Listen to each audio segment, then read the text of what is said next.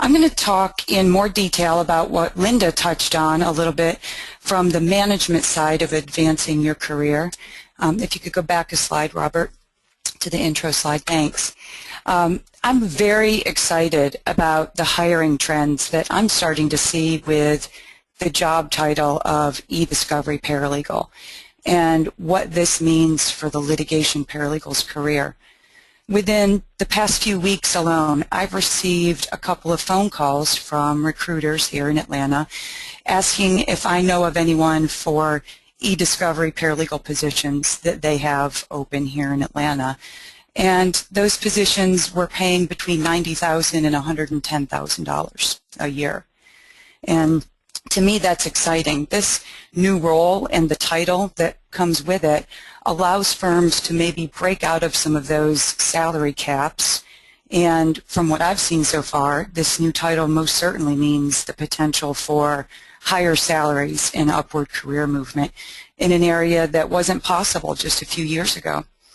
Prior to the e-discovery paralegal role, if you were a litigation paralegal who excelled at e-discovery, then really your only other option was to move into lit support, and that meant giving up the case management side and trials.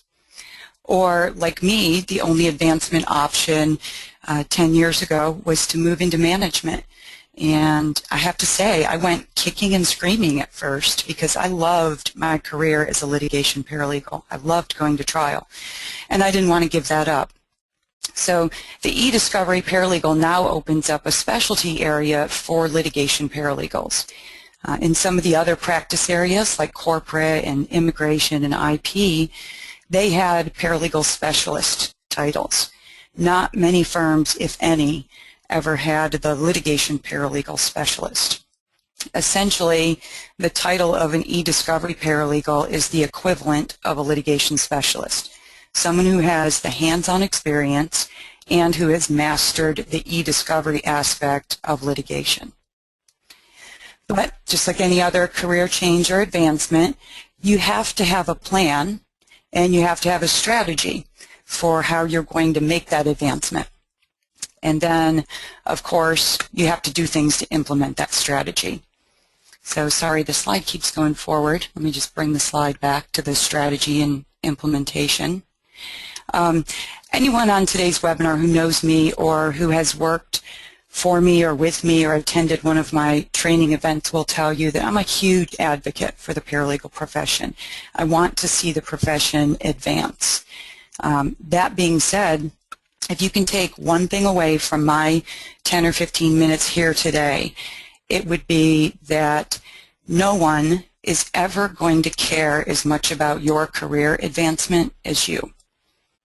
You and only you can advance your career. If you wait for your manager or your law firm to advance your career, then it never will happen. So remember that as you're developing a strategy to advance into an e-discovery paralegal area, that you're really the only one who will advance your career. Next slide, please. So in order to start your plan, let's first start with job titles and how an e-discovery paralegal job title might differ from a litigation paralegal or a litigation support person. A litigation paralegal handles all of the aspects of case management, which may or may not include e-discovery, depending on the practice area and the size of the firm. Even when it does include e-discovery, the level at which the paralegal is involved can vary greatly. Then as an e-discovery paralegal, that exposure to the e-discovery would most certainly include all aspects of ESI, including the identification, harvesting, preservation, all of the processes that we just heard from Tandalia. It also would include managing large-scale document reviews and maybe the management of other staff members. But unlike the litigation support analyst or manager job title, as an e-discovery paralegal, you would still have the case management and the trial prep and getting ready for depositions, all the things that we all love about being a litigation paralegal. We would just have this specialty area of handling a lot of the e-discovery. And so if you're already working with a lot of e-discovery and you feel like you've mastered it, why have a career plan just to get the title of e-discovery paralegal? Well, because the salary potential is going to be higher. Like I just talked about, the calls from recruiters looking to fill $100,000 positions. They will be more and more frequent. And while there are plenty of litigation paralegals who are making $100,000, there are not many recruiters trying to fill $100,000 paralegal positions. Those are usually the ones that are reserved for the specialist titles. Next slide, please. So where are the jobs and how do we find the money? So knowing the difference in the roles and then the potential for increases, let's look at the trend in the legal market. The jobs with the actual title of e-discovery paralegal are going to be like any other trend in the legal market. They're going to start in the larger metropolitan cities and at AmLaw 100 law firms or in-house law departments of large corporations, maybe with vendors too. And then as more and more AmLaw 100 firms embrace this new title, it moves to the AmLaw 200 firms and then into the smaller metropolitan cities and then to the mid-sized firms. So you might be asking then, what can I do if I eventually want to advance into a position as an e-discovery paralegal, but I work for a smaller firm in a smaller city? Well, either start working on cases that involve e-discovery in your current firm, or if that's not possible because the practice area that you're in doesn't allow for any exposure to e-discovery, then you might want to consider making a lateral move to another law firm as a litigation paralegal where you will at least have the potential to work on cases that involve e-discovery. You start with the title of litigation paralegal still, but working on the types of cases that will get you that hands-on experience to later move into an e-discovery paralegal title. Once you make the plan to advance into the e-discovery paralegal position, it'll be up to you on how to implement that plan in a way that best fits with you. Not everyone can make a lateral move. Not everyone has those opportunities. So the plan obviously has to be implemented in a way that works with you and your lifestyle. If you're currently working for a law firm that's smaller and outsources most of its e-discovery work to a vendor, then my suggestion would be get to know the vendors. Rather than ignoring their call for lunch or coffee, which we all know we all do, go and talk with them. Learn all that you can from them. Ask questions about what they're doing on your project. Have them explain why they're processing the data one way rather than another way, what tools they're using to do it, and just network with them. Essentially become a sponge and absorb all of the information you can from that vendor that's doing your outsourced work. The vendors were the first ones to start hiring in these positions, usually calling them project managers or e-discovery managers rather than e-discovery paralegals. But essentially the vendors saw that a litigation paralegal candidate brought a lot to the table in terms of their litigation skills, but also had the case management and the other side of e-discovery that their people didn't have the experience with. Next slide, please. So if you're currently in a law firm position that, or in a law firm size that might have a position available, how do you get promoted, or how do you get that new position as an e-discovery paralegal? Well, first and foremost, you have to get the experience. That's the most important thing, and you have to let it be known that you have the experience. If you're looking outside your firm for a job opportunity, then let it be known to vendors and others that you network with that you have that experience. You're not necessarily advertising that you're seeking another position. Instead, become the paralegal who people in your local market know to be an expert in handling e-discovery. Like I told you about the calls from the recruiters over the last few weeks. The first thing recruiters do when they get a job order for a new position is to call upon their network of people and ask, who do you know who has a lot of experience in this particular area? And so when they ask that question about an e-discovery paralegal position, you want your name to be the one that comes up in those conversations. And then second and third, like Linda touched upon, you need to attend the local e-discovery CLEs, not just for the education, which is very important and actually critical in e-discovery, but not just for the education, also for the networking and getting to know your peers. The same goes with attending the local networking events. Get to know people and expand your network of contacts. And then fourth, you want to join e-discovery and litigation support groups in LinkedIn and get your face seen on LinkedIn. Participate in the groups by adding value to your discussion. It amazes me a lot of times when I do my resume writing and interview skills workshop, the number of paralegals that don't even have a LinkedIn account, or the ones who do, who maybe only have 30 or 40 connections because they're viewing it kind of privately like we do Facebook, and they're very careful and selective on who they accept as a connection in LinkedIn. I would suggest that anybody who either isn't fully utilizing LinkedIn or doesn't have a LinkedIn account, take a LinkedIn seminar, a free web event if you can. When you see the possibilities of what you can do in LinkedIn, you'll realize that the recruiters and the law firms and the hiring managers are all using LinkedIn as a recruiting tool now. So the next thing that you'd want to do is update your resume and then update your LinkedIn profile so that you can get connected with people in your industry.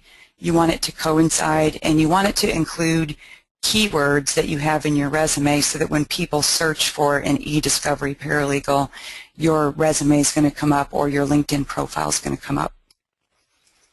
Next slide, please. So before we pull up the resume, notice that there are only 4 sections that really need to be on a resume. I have worked with recruiters first as a paralegal manager and then as colleagues, and they help me with some of my law firm client recruiting, and I think they will all agree that there really only needs to be 4 sections on your resume. You notice that none of those 4 sections include the title objective. It's just not used anymore, and particularly in the legal and paralegal industry. Because anytime you submit your resume for a job, the objective is always to get that job, and everyone knows it. So there's no reason to waste the space on there. One of the other things that I talk about in the resume workshop is for you to look at your resume as your resume white space as valuable real estate. If it's not something that can directly relate to the position that you're applying for or your field, don't put it on there. You're wasting valuable white space that you should be using to sell or market yourself to a potential employer. Next slide, please. You'll notice this is a sample resume that I put together for a fictitious litigation paralegal who is trying to move into a role as an e-discovery paralegal.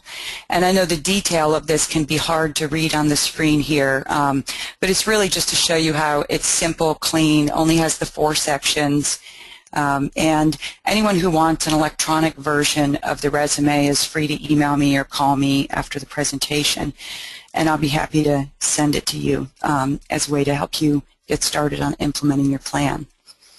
But so notice that in that list of 4 sections, there's also not a section for charities and community activities.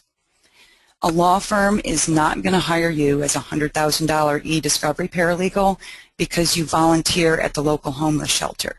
That's great that you do, but again, remember, valuable white space.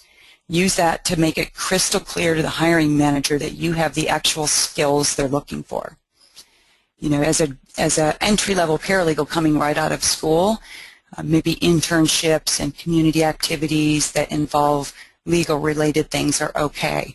But this is an experienced litigation paralegal who's looking to advance their career and move into an e-discovery paralegal position.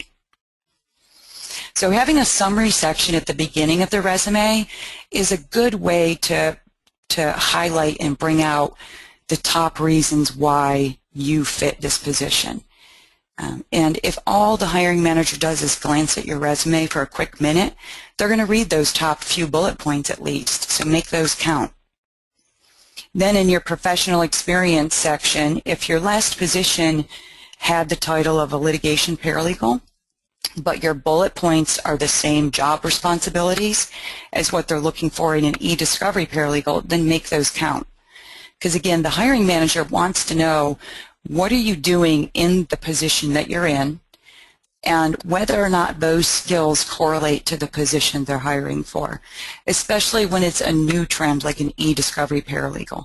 There's not going to be a lot of resumes that come out where their current position is an actual e-discovery paralegal or their current title. So what are some of the job responsibilities that the hiring manager might want to see on your resume in this position? So not in the summary, but in the professional experience, they're going to want to see things like providing oversight and guidance in supporting all aspects of e-discovery management, coordinating with various departments and outside vendors, preparing and managing project budgets, managing and coaching review teams, preparing responses to RFPs for e-discovery services, interfacing with IT personnel and clients. And most importantly, they're going to want to see hands-on working knowledge of specific litigation support tools. So for this kind of position, you want to keep the focus on the technology and the management side of your position and stay away from each and every duty that you do if it doesn't relate to e-discovery. For example, just because in your current role as a litigation paralegal you do deposition summaries every once in a while doesn't mean you have to list it here. Remember, valuable white space. Keep that in mind whenever you're listing bullet point things of what you're doing. And summarizing deposition transcripts isn't going to get you that e-discovery paralegal position. What is going to be being specific not only in your job responsibilities and summary of qualifications, but also, most importantly, in the last section, the technology side. You want to be sure to list by specific name all of the technology applications and tools that you've had exposure to. Most recruiting software and LinkedIn searches will allow the hiring manager to do keyword searches to find resumes or LinkedIn profiles that have specific words. So if a hiring manager or recruiter is looking for a paralegal who has experience with Relativity and Catalyst and Summation Enterprise, you want your resume to show up in those search results. Next slide, please. And then as a final note, when you do decide to start your job search or to approach your current employer about this new role that you want to take on, keep in mind that it's not always going to be titled exactly e-discovery paralegal.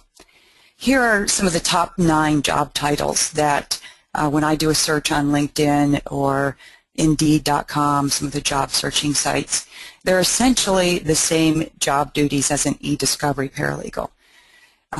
So regardless of whether the actual title is e-discovery case manager or litigation project manager, they're essentially all performing the same type of case management combined with e-discovery expertise that we've been talking about today.